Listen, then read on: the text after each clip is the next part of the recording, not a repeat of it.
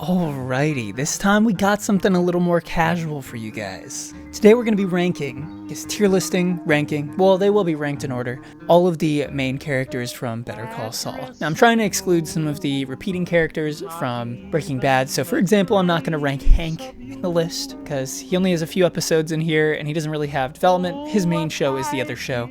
But for characters like Gus, who are main characters in the other show, but also main characters here, they will definitely have a spot on the list. Let's start in C tier, because I don't think there are any honestly, I don't really think there's anything below B tier, but I had to split it up a bit. So we're going to start in C tier at number 38 with Kaylee Ehrmantraut. So Kaylee exists more as a representation of what Mike could have if he had stayed in the normal life, and he uses Kaylee and Stacy as inspiration to continue his foray into the drug world, and part of that is because of the scenes in the episode 5-0 where we learn about his backstory and how Mike's decisions basically led to the death of his son.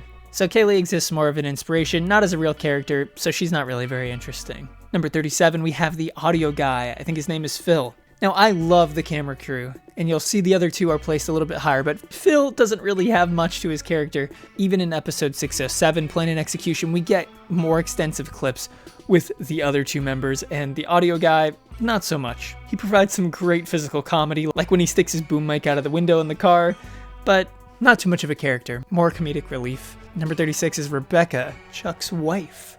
Again, this is another character that exists more as a representation of what Chuck used to have rather than a character herself. She does have some decent moments and the flashback's all right, but she's not really that great of a character. Number 35 is Paige Novick, who exists more as a sidekick to the big, the bad, Kevin Wachtel. I mean, I didn't think the actress did a great job portraying this character. I mean, I guess she did fine enough, but it's just kind of a flat character that exists to relay information to Kim half the time. Number 34 is Tyrus Kitt. He does a decent job at being imposing, but his character has never really intrigued me. 33, Omar. Omar doesn't really have much time. He's only there while Jimmy has his short stint at Davis and Maine. But I will say, he does come off as very supportive, as kind of like Saul's legally appointed version of Ernesto, as opposed to Chuck's little buddy. He's pretty nice and helpful and innocent, and does a good job creating like a unique atmosphere at Davis and Maine, but he's not in the show for very long, and you know. Number 32 is Crazy 8, and our last in C tier. So Crazy 8 has more of a significant role played in Breaking Bad, obviously, but he does actually have a decent amount of screen time here, and I think he does a pretty good job. It's a cool Easter egg to Breaking Bad, while also providing some of its own suspense and comedy, like when he gets caught by the police with the drugs and what is I forget how to say words right now. They fall out of the gutter. Okay, yeah, I can do that words thing. And now we're finally up to B tier, where we have 31, Stacey Ehrmantraut. Now, I would have her in the C tier and actually a bit lower because she can be kind of annoying. But the scene in 5-0 where she and Mike are talking is valuable enough that it actually raises the character many positions for me. Generally throughout the show, she can come off as a little bit whiny, a little bit demanding of Mike, but she has some moments that really do shine, and that's what gets her up to the B tier. Number 30 is Victor. I think he's slightly better than Tyrus. He has a little bit more to him as a character, but again, he's more played as a henchman of Gus rather than his own, thoughtful living being. I guess he could kind of exist as a fear for Mike, that Mike would end up becoming kind of this brainless henchman of Gus, and Mike's scared of that. So anytime he's around them, there's this cool tension. But that's about all I can say about Victor, is that he kind of exists as a foil to Mike. Number 29 is Craig Kettleman. Of course, he exists as pretty much exclusively comedic relief.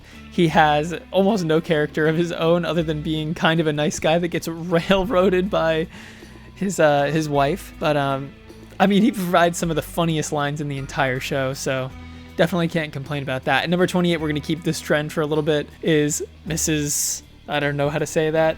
She's the cucumber water lady from the beginning of the show, and she actually has some sweet moments where she encourages Saul to ask for forgiveness from Kim and buy her flowers and say sorry 20 times. Funny little foil, great reminder at how far Jimmy has fallen when that was his biggest adversary, like her and a little bit of Chuck at the beginning of the season, and then now at the end it's he's dealing with drug empires and all this stuff. It's just a great contrast from his golden toilet days. to back here drinking the cucumber water. Number 27 is Erin Brill, and oh my god, she is annoying, but obviously that is what she is designed for. So, I'm not complaining, but every time she's on screen, she's almost like a horror villain. She just like pops out of nowhere and just like eagle eyes all over Saul. But it is nice to have somebody who's kind of almost innocent and just rule abiding. I think she kind of represents Chuck to Jimmy because she's just so obsessed with following the rules and very up his ass, very annoying, but I don't know. Something about her is like, I'm glad she's in the show, you know? Number 26, we have Casper.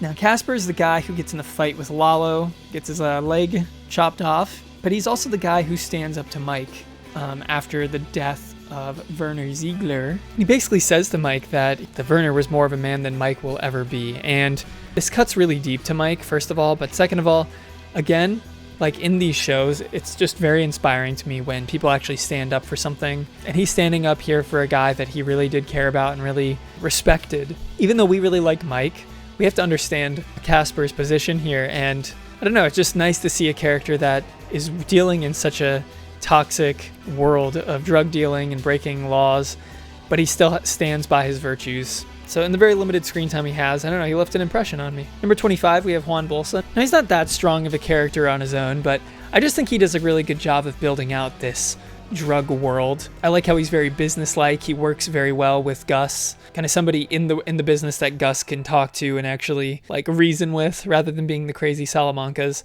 And it was just cool that they gave like a more logical perspective to this Mexican drug empire trope, I guess. Number 24, we better dial Lyle, because next is Lyle. He is a fan favorite, and I bet some people are going to be mad I don't put him in the top 10. I gotta just say, with these side characters in Better Call Saul, they have such a short amount of screen time, it feels like. But they just, I don't know, they just stick with you. Like Lyle just, he comes off as like the best employee of all time. He's like so obsessed with impressing Gus. The world just feels so built out in this show where I almost want to live in it, even though it's such a horrible place a lot of the time. The only thing keeping him lower is just, I mean, we don't really get that much development. We don't get that much screen time, but every time he's on screen, I'm smiling. So number 23, Richard Schweikart. I think this is one that other people would probably rate a lot lower. But for some reason, I think the actor's performance is just phenomenal here. And again, he comes off as kind of a fight against the tropes and stereotypes of these lawyers that are just completely ruthless and heartless. He actually comes off as a pretty nice guy. Of course, a couple times he has this business ruthlessness, but he's very reasonable with Kim. He offers amazing opportunities to her.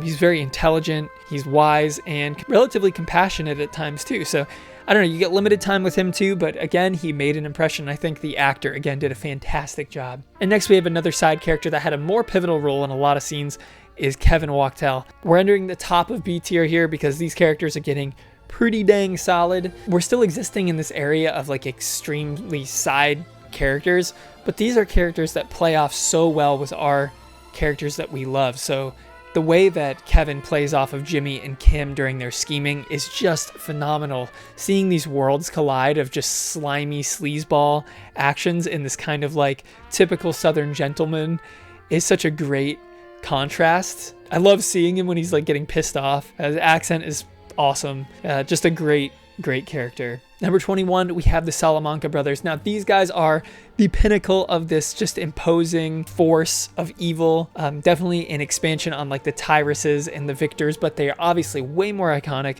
I think they're a little bit better in Breaking Bad because they have this cool mystique around them where you don't know anything. And here we obviously know that they were never in danger, but they are very iconic villains. They just don't really have much, I guess, depth to them. So I'm putting them here, but they do a fantastic job of building up the world. I was considering putting them in A tier, but I just think the dip in quality and depth from them in Breaking Bad versus Better Call Saul, I like them in Breaking Bad a little bit more, so I just dropped them barely into the B tier. But now we're finally in that elusive A tier. So we're getting the side characters that I think really define the show and make it as special as it is. And for me, that starts with number 20, which is Caldera.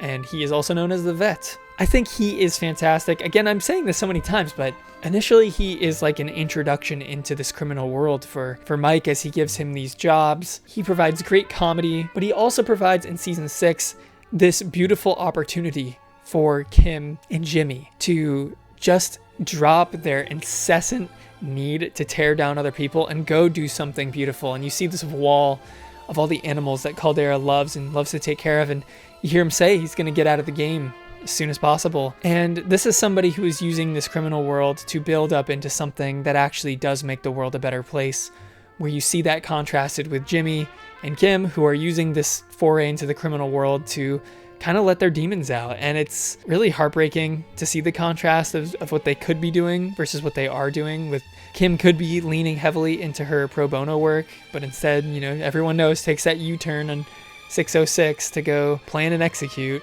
It's very unfortunate, but Caldera, great side character, provides for some great hijinks, weird interactions, connects us with the amazing side character that for some reason I don't think is on this list. The dude, what is his name? I don't know, the dude with the baseball cards that does the pie sitting videos. That guy. He would also be an A tier. I'd probably put him right around here actually. So maybe a little bit higher than this. Yeah, without Caldera, that stuff would never happen. So great job by the writers to build in these kind of like realistic ways to tie in different characters into different places in the world. And then we have 19, Ernesto. Again, like I said, I really love these characters like Omar and Casper, who kind of just stick with their morality no matter what. Ernesto is a great example of that, and him sticking with Jimmy throughout Chuck's desire to destroy him. I mean, it ended up being Jimmy's downfall in some ways because Ernesto fell for the plan that Chuck set for him. But anytime Ernesto's on the screen, he's just so sympathetic as a character. He always looks so worried. He's somebody that Jimmy needed. He needed somebody like this to hope for the best in him. He needed people like that to stick by him so that he wouldn't be pulled into this Saul Goodman persona. Unfortunately, people like Ernesto just randomly disappeared in the show. I wish Ernesto stayed in for a little bit longer, but when he was there, it was awesome. And 18 and 17 are Sherry and Marshall Dixon, which are the makeup girl and the camera guy, who obviously much higher than the audio guy was. These guys absolutely stole the show every time they were on the screen. The way they played off of Saul, especially, was just fantastic. But in episode 607, it just solidified them as one of the most iconic side characters of the show, because every single line they deliver was just, I was just smiling from ear to ear the entire time. Just above that, we have Betsy Kettleman. Now, she's also comedic relief, but she has a little bit more like purpose and depth to her as a character, because we do see a little bit of an arc with her, I guess. Not really an arc, I would say, but if you've seen that little side clip, you see her, singing B-I-N-G-O on the side of the road while her husband's cleaning up the trash while in jail. I just find her a little bit more enticing on the screen than some of the people below. And next we have Marco, who, if he had a little bit more screen time, man, this guy would shoot up in the rankings even more. But he is so funny with his butthole joke. He's also like the core of the Saul character. He is the core of the scheming, his best buddy, and that ring, from the time of the first season, that ring is stuck with him. And I gotta say that the Marco montage is one of the best in the entire show, and it's in the first season. So, fantastic side character. For some reason, he's able to stick with you season after season after you realize he's really only in a few episodes. Just fantastic delivery and great inspiration for the Saul character, really. And number 14 is Clifford Maine, again with these like kind of noble characters. I love how he's so sympathetic to Howard because he has his son who is actually struggling with a drug addiction and has struggled with it in the past.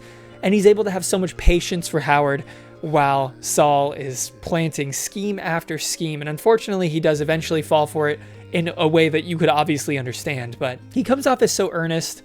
And I love his whole rivalry with Jimmy in season 2 as well. It's all great. He's just this like very stiff, boring lawyer man, and Jimmy's coming in and throwing everything for a loop. And he's just like playing guitar that one time. I mean, there's a lot of iconic scenes with Cliff. His actor is very flat, but I think that's very intentional considering the type of people that would be in his position in real life. And then 13, at just the top of A tier, barely missing out on the S tier, is Francesca Liddy, who, of course, does a fantastic job. I think the thing that solidified her as an iconic side character for me was actually not her younger self. It's when we see the flash forwards into Breaking Bad time period, and you just see how her character could have gotten from A to B. You see these subtle changes, and in the end, you're like, oh yeah, I totally see how Francesca ended up this way. But when you first meet her, she's like this sweet, kind of silent doormat, but her time at the DMV and time with Saul just ended up driving her a little bit crazy, and she's such a kind of jerk by the end, but an awesome jerk and a jerk we love. So now we're into the S tier, and there is actually going to be an S plus because I couldn't help it. So the S tier is going to start with number 12 at Hector Salamanca. I think Hector is just a phenomenal character, but he's one of those characters that I just hate so much that it's kind of hard for me to actually enjoy him being on the screen. And this is pretty rare for me because one of the few people who actually doesn't mind Joffrey, because I actually love, he's so evil that it's like over the top and fun for me to watch Joffrey. But Hector he's not fun, he's just like gross. Like I hate when he's on the screen and I just want him to be gone. And it just makes me so pissed off knowing that Gus loses to him. Yeah, I just can't stand the guy. But the fact that it elicits such a strong negative response proves that he is a formidable force. He's obviously a great foil to Gus, and he's magnetic on the screen. Like, you can't stop looking at the guy, especially when Nacho's trying to slip those pills in. It's just, edge of your seat, man. And then at 11, we have Manuel Varga. I would say this is the pinnacle of these kind of noble characters. We don't see a lot of Manuel, and again, this is another character, we've seen this many times throughout the show, kind of represents something for somebody. And Manuel represents life that he could have had with his family business. Nacho had this desire for greatness, and it took him away from his family. In order to save him, he had to sacrifice himself. Manuel is awesome though. I think what sold me on him is his confrontation with Mike. His last scene, it's just so powerful to see him stand up to Mike that way, where Mike thinks that he's doing this righteous thing, but we all know it's for his own guilty conscience because he knows he's kind of is a gangster. And the call with Nacho and his father, man, that was some chilling stuff. Every time he's on screen, I just a character that you can unequivocally root for the whole time. Number 10 is going to be the highest ranking side character in the entire show for me, and that is Bill Oakley. Oh my god, this guy's like the pinnacle of everything comedy in this show. Every line is delivered flawlessly. He is hysterical. He is likable, but he's also kind of a weasel. I just love the guy. Every time he's on screen, every single piece of dialogue is flawlessly delivered. I was so elated when I saw that he was going to be in the final episode. If there was going to be any spin-off show, I honestly think Bill Oakley would be a pretty good candidate because you could do some pretty fun, short, 20-minute episodes with Bill Oakley. I think he's just fantastic side character. When he's like super jealous of Saul's new job, but Saul kind of hates his new job. That scene is so classic. Anyways, number 9 is Werner Ziegler. I would barely consider him a main character, I guess. He's a main character for a season, where Bill Oakley is like very definitively a side character that we don't really follow much. Werner, we get like an entire arc, and this is like Shakespearean levels of tragedy in this. Lovely to see somebody so obsessed with his wife, but it's also so tragic to see him be so foolish and stupid about it. But the way that he went out, some of these characters are just, they're hard to even talk about because it's like, dang, I can't believe it ended up that way. But he feels so out of place in this world, and I think that's what drew me to him, is just how naive he is, I guess. And I guess this is what would happen, is some people just don't really know what they're getting into. The same thing happened with the baseball card guy, who, looking at this list, I'd probably put him around 15. But these people just get chewed up and spit out in this world, and so I really need to be somebody like our next on the list, who number 8 is Lalo Salamanca. Now, I know a lot of you probably want Lalo in the top 3, and I hear you, trust me. The one thing is I don't think we get enough depth from the character. Everything else is at like an 11 out of 10 for him, but the depth is just not there. And I think that's part of the whole charm with him, is that there's this mystery, I guess. And I said that about the twins in Breaking Bad. I really liked that. But with the depth that Better Call Saul goes with so many of its characters, it just felt like the other ones deserved a higher placing, even though every time Lalo's on screen, he is one of those villains that you love to watch. I mean, I just can't get enough of the guy. So far above Hector in terms of enjoyability. He's so charming, super funny and charismatic, so terrifying at the same time. I love his little clips where he like falls asleep and like instantly wakes up before his alarm. He's almost like a superhuman. Definitely one of the top villains of the Breaking Bad universe. If we had a little bit more to go on, a little more of an arc, I think I would be more inclined to place him higher. It's just some of these characters above him have spent so long earning my love that like I can't put them below. So for example, number 7, Nacho. Nacho has just such a powerful scene in his eventual death that after that I couldn't imagine placing Lalo above him. And Nacho is a character that I really grew to love. I was kind of like lukewarm on him for the first season or two, But as the seasons went on, I just really started to sympathize with the character, especially when we combined him with his father. And you just saw that he just went down this path and he didn't get a chance to turn around the way that some of the other people in the show get that chance over and over again. He went too far and he just got stuck. He got caught by Gus in the wrong place at the wrong time. But people like Jimmy went so far, but they're able to live on and turn around, and it just shows that you're kind of rolling the dice anytime you get involved with this criminal world. But yeah, Nacho's scene, everything to do with his final episode sold me on putting him in this top 7. Before that, I think I would have had him below Lalo, but they concluded his arc so satisfyingly. He can be so imposing and horrifying, but there's this sympathy and kindness to him too that's just subtle, but it's there. And you're always rooting for him, but he just can't catch a break. And number 6 is Gus. They dug so deep into this character into a way that I didn't even think was possible. His scene with him at with the waiter drinking wine at the restaurant, that scene is what catapulted him in this rankings for me, because I started to realize, like, wow, they really have gone there with this character to a point where this is a character that I think is better in Better Call Saul than he is in Breaking Bad. Where Breaking Bad, we just get to see him as like this supervillain almost, putting on a facade in the first couple seasons. But man, like, this season really tore back the layers with that blood-curdling scene with him just torturing Hector. Number 5 is going to be Howard Hamlin. Now, this is a character that I think a lot of you would place a little bit lower. Over time, Howard has just absolutely won me over. And for me, the season was season 4, where he went on this off-screen arc of just complete depression and insomnia and insanity, taking the complete brunt of the blame for Chuck's suicide.